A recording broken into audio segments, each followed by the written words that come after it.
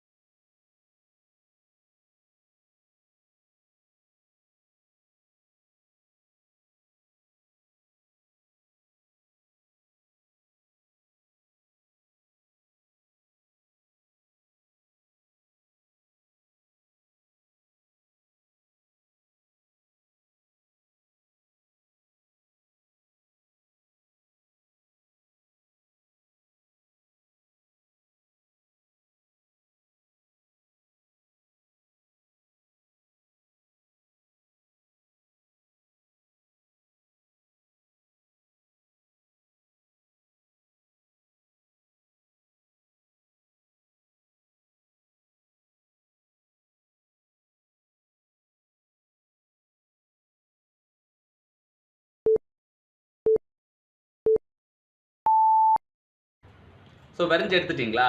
இப்போ இந்த இமேஜில் பாருங்கள், ஃபஸ்ட்டு இருக்கிறது டிரான்ஸ்ஃபார்மர். அதே தான் இங்கேயும் ஹார்ட்வேரில் பார்த்தீங்கன்னா ஒரு டிரான்ஸ்ஃபார்மர் இருக்குது. பார்த்தீங்களா? இதுதான் டிரான்ஸ்ஃபார்மர், நம்மளோட டிரான்ஸ்ஃபார்மர். இந்த டிரான்ஸ்ஃபார்மருக்கு வேலை என்ன அப்படிங்கிறத ஃபஸ்ட்டு புரிஞ்சுக்கணும். யோசிச்சு பாருங்கள், நம்ம வீட்டுக்கு கவர்மெண்ட் நமக்கு தரக்கூடிய வோல்டேஜ் எவ்வளோன்னா 230 வோல்ட்டு. அந்த வோல்ட்டை நாம் ஏசி வோல்டேஜ் அப்படின்னு சொல்லுவோம். சரியா? AC voltage. ஆனால் நாம் யூஸ் பண்ணுறது எல்லாமே டிசி வோல்டேஜ். அதாவது நம்ம மொபைலாக இருக்கலாம், இல்லைன்னா நம்ம டிவியாக இருக்கலாம். டிவிக்கு நம்ம ஏசி இன்புட் கொடுத்தாலும் உள்ளே ஒர்க் ஆகிறது எல்லாம் டிசி வோல்டேஜ். இந்த மாதிரி ஏசி டிசி ரெண்டு டைப் ஆஃப் வோல்டேஜ் இருக்குது. இதில் ஏசி 230 வோல்ட் தான் நம்ம கவர்மெண்ட் கொடுக்குறது. ஆனால் நம்ம யூஸ் பண்ணுறக்கூடிய டிசி வோல்டேஜ்லாம் சின்ன வோல்டேஜ். இப்போ நம்ம ஒரு மொபைல் சார்ஜ் எடுத்திங்கன்னா அதோட வோல்டேஜ் பார்த்தீங்கன்னா ஜஸ்ட் 5 வோல்ட்டு தான். ஆனால் வரக்கூடிய 230 5 மாற்றணும். அதுக்காக தான் இந்த டிரான்ஸ்ஃபார்மர். அப்போ இந்த டிரான்ஸ்ஃபார்மருக்கு வேலை என்ன அப்படின்னா, ஹை வோல்டேஜாக இருக்கிறத லோ வோல்டேஜாக மாற்றுறதுக்காக தான் யூஸ் பண்ணுறோம். சரியா? ஆனால் இதே மாதிரி லோ வோல்டேஜை ஹை வோல்டேஜாக மாற்றுறதுக்கும் டிரான்ஸ்ஃபார்மர் உண்டு. ஆனால் நீங்கள் குழம்பாமல் இருக்கணும். இங்கே நான் யூஸ் பண்ணியிருக்கிறது அதிகப்படியான இன்புட் வோல்டேஜை கம்மியான வோல்டேஜாக மாற்றுறதுக்கு தான் இந்த டிரான்ஸ்ஃபார்மர். சரியா? இந்த டிரான்ஸ்ஃபார்மர் நான் எடுத்து காட்டுறேன். இந்த சைடு எதுவுமே எழுதலை, ஆனால் ரெட் கலர் ஒயர் இருக்குது பார்த்தீங்களா? இந்த ரெட் கலர் ஒயர் எதை குறிக்குதுன்னா, நீங்கள் இதில் 230 வோல்ட் ஏசியே கொடுக்கணும் அப்படிங்கிறது தான். ஏன்னா நீங்கள் யூஸ் பண்ணக்கூடிய பவர் பிளக், உங்கள் வீட்டில் இருக்கிற பிளக்கில் எல்லாம் 230 வோல்ட்டு. இந்த 230 வோல்ட்டை இந்த டிரான்ஸ்ஃபார்மர் 12 வோல்ட்டாக மாற்றி கொடுக்கும். புரியுதுங்களா? அதாவது ஹை வோல்டேஜாக இருக்கிறத லோ வோல்டேஜாக மாற்றி கொடுக்கறது தான் இந்த டிரான்ஸ்ஃபார்மரோட முதல் வேலை. சரியா? அதுக்கு அப்புறமா நீங்கள் பார்த்துக்கிட்டிங்கன்னா இந்த பிரிட்ஜ் ரெக்டிஃபயர். இந்த பிரிட்ஜ் ரெக்டிஃபயரை நீங்கள் சர்க்யூட்டில் பார்த்தீங்கன்னா ஒரு 4 டயோடு காம்பினேஷன், அதாவது நீங்க ஒரு ஜஸ்ட் ஒரு ஸ்கொயரை வந்து தலைகீழா திருப்பி பார்த்தாச்சுன்னா எப்படி இருக்கும் அந்த மாதிரி இருக்கு பாத்தீங்களா, அந்த காம்பனன்ட் தான் இந்த பிரிட்ஜ் ரெக்டிஃபையர்.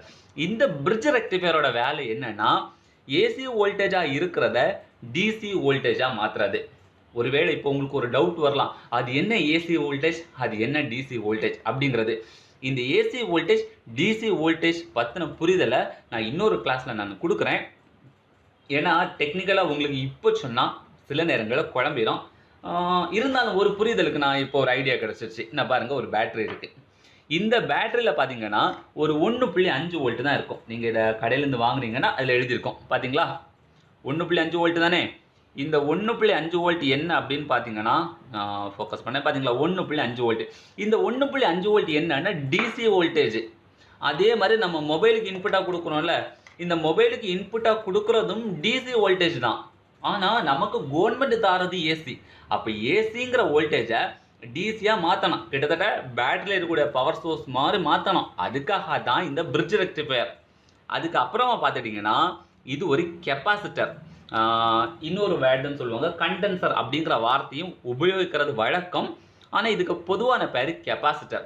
எதுக்காக இந்த கெப்பாசிட்டர் அப்படிங்கிறத முதல்ல நீங்கள் புரிஞ்சுக்கணும்.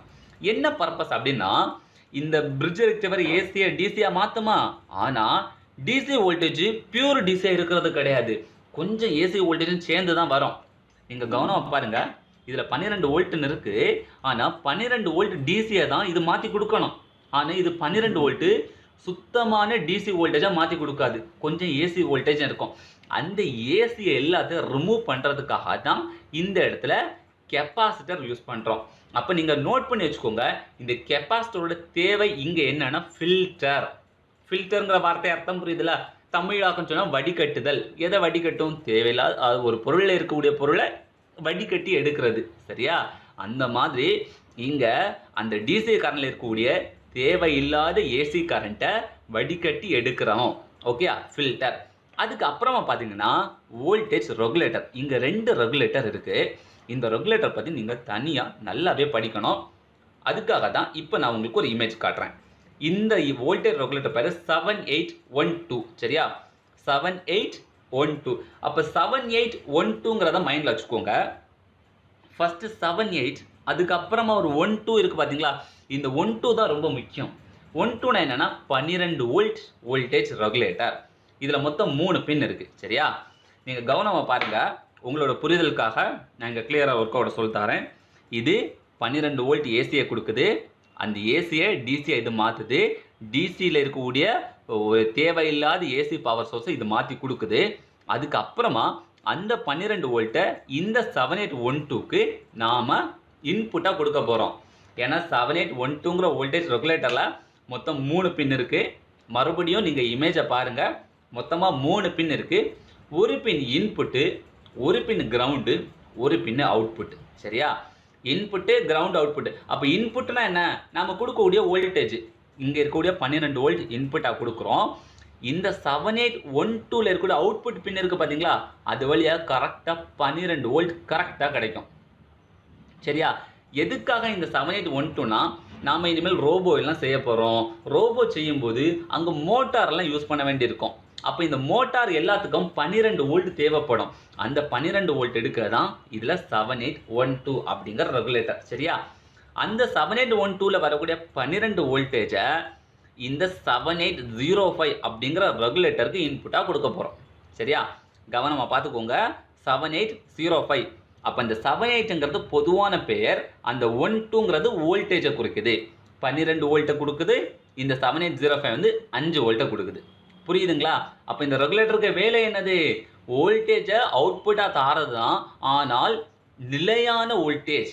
புரிஞ்சுக்கணும், நீங்கள் நோட்டில் எழுதுங்க, கரெக்டாக நான் சொல்லக்கூடிய வார்த்தையை நீட்டாக எழுதிக்கோங்க. 7812 அப்படி என்கிற வோல்டேஜ் ரெகுலேட்டர் நோட் பண்ணிக்கோங்க. 7812 என்கிற வோல்டேஜ் ரெகுலேட்டர் எழுதிட்டீங்களா. 7812 என்கிற வோல்டேஜ் ரெகுலேட்டர் நிலையான பிளஸ் 12 வோல்டேஜை தரும். நிலையான பிளஸ் 12 வோல்டேஜை தரும். சரியா, நோட் பண்ணிட்டீங்களா? அதே மாதிரி அடுத்த பாயிண்ட் எழுதுங்க. 7805 என்கிற வோல்டேஜ் ரெகுலேட்டர், 7805 என்கிற வோல்டேஜ் ரெகுலேட்டர் நிலையான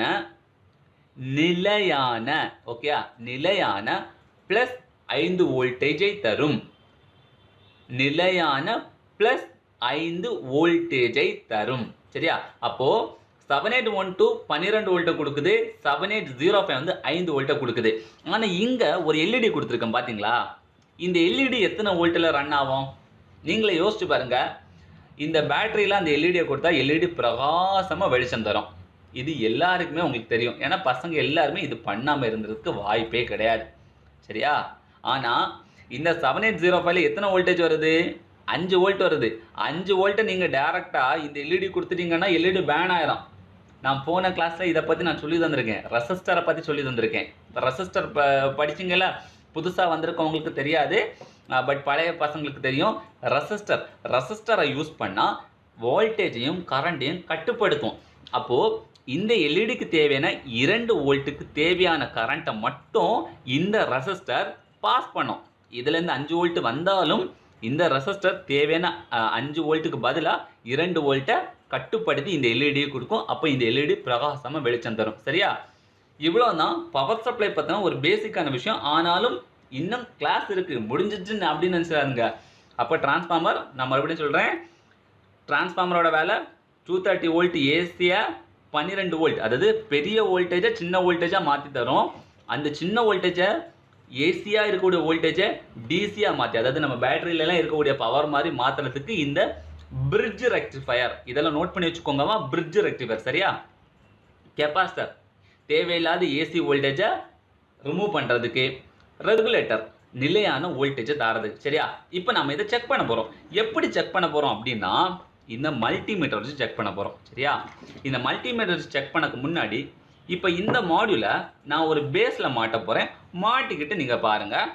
மாட்டுறதுக்கு முன்னாடி ஒரு விஷயம் என்ன பார்த்துக்கோங்க. பின்னாடி நான் எல்லாமே சோல்டரிங் பண்ணி வச்சுருக்கேன். பார்த்தீங்களா, எல்லாமே ஒயர் கனெக்ஷன்லாம் கொடுத்து வச்சுருக்கேன். நீங்கள் ஃபஸ்ட்டு இமேஜ் ஆட்டு ஒரு சர்க்யூட் பார்த்தீங்களா, அந்த சர்க்யூட்டை தான் நான் இங்கே ஒயர் கனெக்ஷன் கொடுத்து வச்சுருக்கேன். அப்போ 5 வோல்ட்டையும் 12 வோல்ட்டையும் செக் பண்ணக்கு இன்னும் நான் வந்து சில ஜம்பர் மாதிரி கனெக்ஷன் கொடுத்துருக்கேன். பார்த்தீங்களா, பின் மாதிரி இருக்குது. இந்த பின்னில் தான் நம்ம செக் பண்ண போகிறோம். நான் இப்போ இதை வந்து ஃபிக்ஸ் பண்ணிக்கிட்டு நான் உங்களுக்கு நான் சொல்லித்தரேன். அப்படின்னா இது வந்து நிலையாக ஆடாமல் இருக்கும். இப்போ நம்ம பேஸில் மாட்டியாச்சு. ஸோ மாட்டுறதுனால ரொம்ப ஃப்ளெக்சிபிளாக இருக்குது. இப்போ நான் இது என்ன பண்ண போகிறேன்னா, பவர் சப்ளையில் கனெக்ட் பண்ண போகிறேன். அதாவது இந்த ப்ளக் போர்டில் நான் கனெக்ட் பண்ண போகிறேன். உங்கள் வீட்டில் சுவிட்ச் போர்டு இருக்கும்ல, அந்த மாதிரி சுவிட்ச் போர்டில் இதை நான் கனெக்ட் பண்ண போகிறேன். நமக்கு இப்போ எல்இடி பிரகாசமாக வெளிச்சம் தரும். பாருங்கள், சுவிட்சை போட்டாச்சு. பார்த்தீங்களா, எல்இடி பிரகாசமாக வெளிச்சம் தருது. இப்போ நான் இதை செக் பண்ண போகிறேன். கரெக்டாக 12 வோல்டேஜ் வருதா, கரெக்டாக 5 வோல்ட் வருதா அப்படிங்கிறது. இதுக்கு பேர் மல்டிமீட்டர். இந்த மல்டிமீட்டரும் உங்களோட லேபில் இருக்குது. நான் மல்டிமீட்டரை பற்றி தனியாகவே ஒரு வீடியோ வந்து நான் போட்டு உங்களுக்கு நான் சொல்லி தருவேன். உங்கள் லேபில் வந்த பிறகு மல்டிமீட்டரை பற்றி நாம் டேரெக்டாக ப்ராக்டிக்கலாக பார்த்துக்கலாம். இருந்தாலும் இதை தெரிஞ்சுக்கோங்க. மல்டிமீட்டரில் இங்கே பார்த்தீங்கன்னா இன்னும் ஒரு டெர்மினல் இருக்கா, இதுக்கு பேர் கண்டினியூட்டி செக். இந்த கண்டினியூட்டி செக்கெல்லாம் நான் தனியாக சொல்லி தரலாம். பட் தெரிஞ்சுக்கோங்க, இந்த மாதிரி நம்ம கனெக்ட் பண்ணி பார்த்தாச்சுன்னா சவுண்ட் வருதான்னு பார்க்கணும். சவுண்ட் வருதா? சரி, ஓகே. இப்போ நம்ம என்ன பண்ண போகிறோம்னா, எவ்வளோ வோல்டேஜ் வருதுன்னு அப்போ பார்க்க போகிறோம். இதை கரெக்டாக டியூன் பண்ணி இந்த 20ல் வைக்கணும். கவனம் பாருங்கள், 20. சரியா, 20ல் வச்ச பிறகு இதில் மொத்தமாக 2 ப்ரோப் இருக்குது. பார்த்தீங்களா, ஒன்று ரெட் கலர், இன்னொன்று பிளாக் கலர். இப்போ நான் இந்த ரெட் அண்ட் பிளாக்கையும் இந்த பாயிண்டில் நான் வைக்க போகிறேன். சரியா, இங்கே 2 பாயிண்ட் இருக்குது, கவனிக்கிறீங்களா? அதில் நான் வைக்கிறேன். எவ்வளோ வோல்டேஜ் வருதுன்னு பார்ப்போம். பார்த்தீங்களா, 11.99, அதாவது கிட்டத்தட்ட 12 வோல்டேஜ். பக்காவாக நமக்கு 12 வோல்ட் அவுட்புட் கிடைக்குது. பார்த்தீங்களா, இதே மாதிரி 5 வோல்ட் வருதான்னு செக் பண்ணிடுவோமா? பார்த்தீங்களா, 4.99, 98, 97. ஏன்னா எப்போவுமே இந்த சின்ன சின்ன வேரியேஷன் இருந்துக்கிட்டே தான் இருக்கும். என்ன காரணம் அப்படின்னா, நம்ம கவர்மெண்ட் தரக்கூடிய 230 வோல்ட் நம்ம இங்கே கொடுக்குறோம்ல, கவர்மெண்ட் கரெக்டாக 230 நமக்கு தராது. 220, 225 இந்த மாதிரி மாறுபாடுகள் வந்துக்கிட்டே தான் இருக்கும் கரண்ட்டை பொறுத்த வரைக்கும். அந்த கரண்ட் இன்புட் மாறுபாடு இருக்கும்போது நமக்கு இங்கே வரக்கூடிய அவுட்புட்டும் மாறுபடும். இருந்தாலும் நிலையான வோல்டேஜ் தரணும் பார்த்தீங்களா, அதனால 4.99 4.98 இந்த மாதிரி சின்ன வேரியேஷன் மட்டும் இது காமிக்கும். சரியா? உங்களுக்கு இப்போ இந்த கான்செப்ட் எப்படி வோல்டேஜ் வருதுன்னு புரியுதுல? ஏன் இதை பற்றி நான் உங்களுக்கு மெயினாக சொல்லித்தர காரணம் என்ன அப்படின்னு பார்த்துச்சுன்னா, இப்போ ஒரு மொபைல் சார்ஜரை நீங்கள் உடைச்சி பார்ப்பீங்க அப்படின்னு பார்த்தீங்கன்னா இந்த மாதிரி தான் இருக்கும். பார்த்தீங்களா? ஒரு சின்ன போர்டு இருக்குது. நீங்கள் இங்கே பெருசாக பார்க்குறது, அதாவது இதில் வந்து நீங்கள் பெருசாக பார்த்தது இங்கே எவ்வளோ சின்னதாக இருக்குது பார்த்தீங்களா? நீங்கள் இங்கே பார்த்த கெப்பாசிட்டர் தான் இங்கே சின்ன கெப்பாசிட்டர் போட்டிருக்காங்க. நீங்கள் இங்கே பார்த்த வோல்டேஜ் ரெகுலேட்டர் தான் இங்கே எல்லாமே சின்னதாக போட்டிருக்காங்க. சின்னதாக போட்டு அதில் ஒயரை கனெக்ட் பண்ணி நம்ம 230 வோல்ட் இன்புட் கொடுக்குறோம். ஒயரை, அதாவது யூஎஸ்பி கேபிளை கனெக்ட் பண்ணி நம்ம மொபைல் எல்லாம் சார்ஜ் பண்ணுறோம். இப்போ சொல்லுங்கள், இந்த பவர் சப்ளை யூனிட் எவ்வளவு முக்கியமானதுன்னு. ஒருவேளை நான் உங்களுக்கு சொல்லி தந்த பவர் சப்ளை யூனிட்டில் ஒயர்ஸ் எதுவுமே இல்லை. ஆனால் ரியாலிட்டியாக நீங்கள் வாங்கக்கூடிய அடாப்டர் எல்லாத்துலேயுமே இந்த மாதிரி ஒயர் இருக்கும். இந்த மாதிரி ஒயர் இருக்கும். இதை ப்ளக் போர்டில் நம்ம கனெக்ட் பண்ணுறோம். கனெக்ட் பண்ணதுக்கப்புறமா இதில் 12 வோல்ட் வரும். அந்த 12 வோல்ட்டை தான் நாம் இனிமேல் ஸ்கூலில் நாம் கற்றுக்க போகிற ஆர்டினோ போர்டிலெல்லாம் கொடுக்க போகிறோம். இதுதான் ஆர்டினோ போர்டு. இந்த மாதிரி ஆர்டினோ போர்டுலாம் இந்த மாதிரி நாம் இதுக்கு பவர் சப்ளை இன்புட் கொடுக்க போகிறோம். சரியா? அப்போ இந்த அடாப்டருக்கு உள்ளாடி என்ன இருக்குது அப்படிங்கிறது உங்களுக்கு தெரியணும்ல. அதுக்காக தான் இந்த பவர் சப்ளை கிளாஸ். அடுத்ததா நாங்கள் இந்த மாதிரி பண்ணியிருக்கிற ஒரு பிசிபி போர்டாகவும் போட்டிருக்கோம். பார்த்தீங்களா? ஒரு சின்ன பிசிபி போர்டு. இதை வந்து நான் சொந்தமாக சோல்டரிங் எல்லாம் பண்ணி நான் வந்து சர்க்யூட்டை டிசைன் பண்ணியிருக்கேன். ஆனால் இது வந்து பிசிபி நாங்கள் இதை டிசைன் பண்ணி நாங்கள் இதை டிசைனர்ஸ் கிட்ட கொடுத்து இந்த மாதிரி பிசிபியாக மேக் பண்ணியிருக்கோம். இங்கே பார்த்தீங்களா, பின்னாடி ஒயரிங் எல்லாம் வந்து இந்த மாதிரி ட்ராக்காகவே போகும். ஆனால் இதுக்கு பின்னாடி நான் என்ன பண்ணேன், ஒயரெல்லாம் போட்டு சோல்டரிங் பண்ணேன். ஆனால் இங்கே அப்படி தேவை கிடையாது. இந்த மாதிரி ட்ராக்காகவே போகும். நமக்கு தேவையான பொருளை மட்டும் ஃபிக்ஸ் பண்ணிக்கிட்டாலே போதும். சரியா? இப்போ உங்களுக்கு கான்செப்ட் உங்களுக்கு புரிஞ்சுதானே, எப்படி வந்து ஒரு பவர் சப்ளை ஒர்க் ஆகுதுன்னு, எப்படி எல்இடி க்ளோ ஆகுதுன்னு புரியுதுல்ல? இந்த கிளாஸில் நீங்கள் தெரிஞ்சுக்க வேண்டிய விஷயங்கள் என்ன அப்படின்னா, பவர் சப்ளையை பொறுத்த வரைக்கும் நாம் லேபில் 2 விதமாக யூஸ் பண்ணுவோம். ஒன்று பேட்ரி, இன்னொன்று நம்ம கவர்மெண்ட் தரக்கூடிய 230 வோல்ட் கரண்ட். அந்த 230 வோல்ட்டை எப்படி நாம் நம்மளோட ஹார்டுக்கு யூஸ் பண்ணணுங்கிறது தான் இந்த போர்டு. அதே நேரம் பேட்ரினா உங்களுக்கு எந்த ப்ராப்ளமும் இல்லை, கன்வீனியண்ட்டாகவே நீங்கள் இந்த மாதிரி பேட்டரிஸை யூஸ் பண்ணிக்கலாம். ஓகே?